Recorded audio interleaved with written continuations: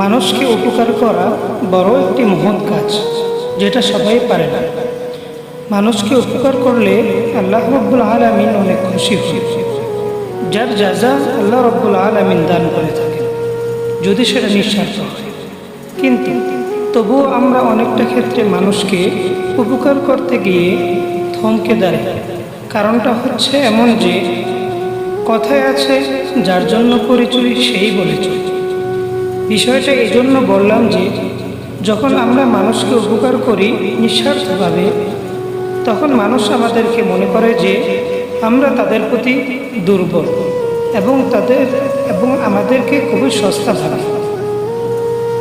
মানুষ তখন মনে করে যে না চাইতে উপকার পাচ্ছি, সাহায্য পাচ্ছি, গুরুত্ব পাচ্ছি, তখন তাদেরকে আর দাম দেয় না।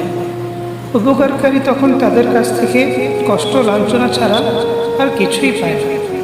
তাই অনেকগুলো মানুষকে উপকার করতে গিয়ে থমকে যায়। তারপরও আপনি নিজের সামর্থ্য অনুযায়ী মানুষকে সাহায্য করে যাবেন, যে পর্যন্ত না আপনি বাধার সম্মুখীন হন।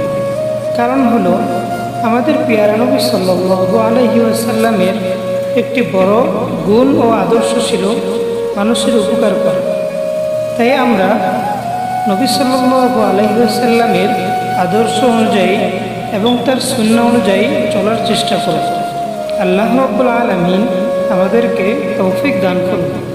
আমিন।